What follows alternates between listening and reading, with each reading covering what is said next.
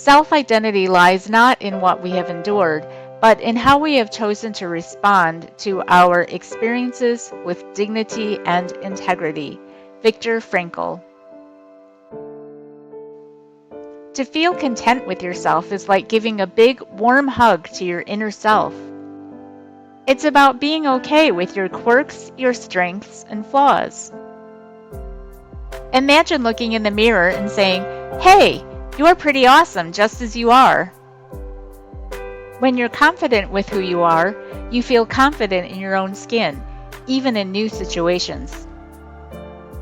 It's that inner peace that whispers, "You're enough, just as you are." Being content with yourself helps you handle tough stuff better. It's like having an invisible shield. You can bounce back from setbacks, knowing deep down that you're strong, no matter what.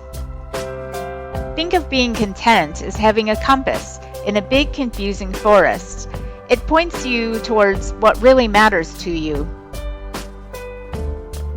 You start to see what makes your heart happy and what dreams light you up inside. Emily stood at the crossroads of her past and present, as her journey of self-identity intertwined with knowing she was adopted.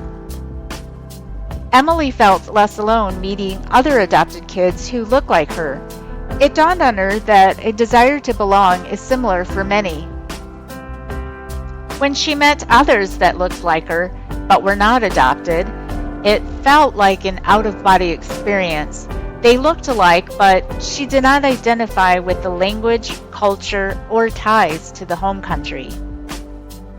When Emily became an adult, a part of her heart longed to understand her beginnings. Her friend placed an ad in an international newspaper. They thought it might produce some response, but knew it was a long shot. Emily began researching by reaching out to the adoption agency. The adoption agency connected her to a specialized department that helped adoptees to receive information about their birth story. While the documents produced were sparse because of the lack of detailed record keeping at the time, she did learn a few more facts. She had blue eyes when admitted to the first baby home orphanage. Her birth date was the date of placement to the second orphanage.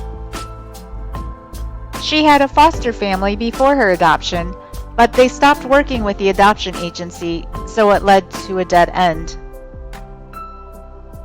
The baby home and orphanage no longer exist. She was documented as an abandonment case. Emily had mixed feelings. On the one hand, she was glad to learn more details of her birth story, but she also grieved for the lost connection that remains unknown. As Emily grew older, she realized that even though she felt at odds with herself, others did not treat her as an oddball. She learned to reconcile her self-identity with grace and kindness. Emily learned to let go of the stigma that without adoption, she would have ended up on the streets. By releasing the weight of this identity, Emily embraced a newfound sense of worth. She understood she was not a product of circumstance, but a person capable of shaping her own destiny. Emily found emotional freedom, defining her identity on her own terms, free from the constraints of others' expectations or misplaced judgments. She discovered that others were on their own journey to be seen, heard, and loved for who they are. Emily shows us that self-identity acceptance comes from within, shaped by love, resilience, and the courage to rewrite the story that no longer serves us. When you're content with yourself, you become a magnet for good vibes. It's like an endless rain of confetti because when you are happy with who you are, you give that kindness to others. Self-identity involves a deep sense of self-acceptance, gratitude, and harmony with one's strengths, weaknesses, and circumstances. Personal growth happens in several ways when you feel an inner peace.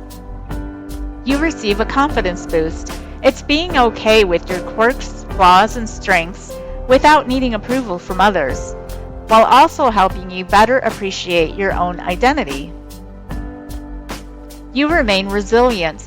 You begin to see challenges in a more positive light and handle stress better. This keeps your mind healthy, lowers anxiety, and lessens negative feelings. You begin to uncover your purpose. Being happy with who you are helps you understand what matters to you, what you want to achieve, and what comes first in your life. Your relationships bloom. When you feel good about yourself, you can give real love, understanding, and help to others, creating strong bonds and growing together. You evolve. Being happy with who you are helps you grow more. It gives you a strong base to test new things, take chances, and gain wisdom from life without being held back by fear or doubt. Tips to nourish your soul. Become vulnerable and engage in deep conversations to uplift your spirit and encourage self-reflection. These meaningful connections can help further your path to self-identity. Take solitary walks in the forest. Sit by a peaceful lake or watch the sunrise. Nature recharges your inner being. Challenge yourself to get creative in a way that soothes and heals your spirit. The act of laughing for no reason can release the feel-good hormones and bring joy to your soul. Do kind things for others, whether they're strangers or people you care about, without wanting anything back. Giving from your heart can feed your spirit and spread good vibes to those around you. Write letters to your future self, sharing your wishes, dreams, and current feelings. Keep these letters safe to read in the future and see how much you've grown. Write letters to your current self, sharing how your past affects your wishes, dreams, and current feelings. Destroy these letters as an act of letting go and releasing the past. Cloud watching. Allow your mind to wander as you see the different shapes and designs up above.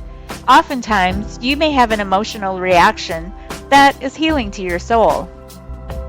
Cut out pictures and words that reflect your growth, dreams, and joys, or create a digital board on Pinterest. It is a strong visual to inspire and bring joy to your spirit. Embrace all of who you are, even the not-so-perfect parts. Be kind to yourself. Rejoice in your accomplishments and have faith in the person you're becoming. Just like a flower reaching for the sunlight, blooming with endless possibilities. The following words are by Bianca Sparacino. You deserve to be loved and chosen, not almost loved or almost chosen. Have the courage to let go of the people who leave your heart confused. Let go of the people who make you feel like you are compromising all that you desire and all that you hope for and all of the goodness and the beauty that you know exists in this world for a skinny version of love. Let go of the fears you have that keep you holding on to something that hurts, something that is so heavy, something that has only left you feeling misunderstood or unworthy or at war with yourself. Let go of waiting for the people you have always treated kindly to treat you kindly. Let go of waiting for the people you have always treated with respect to treat you with respect. Let go of waiting for the people you have always chosen to finally choose you. Let go of waiting. Until next time, may your heart hold fast with courage, change, and impact.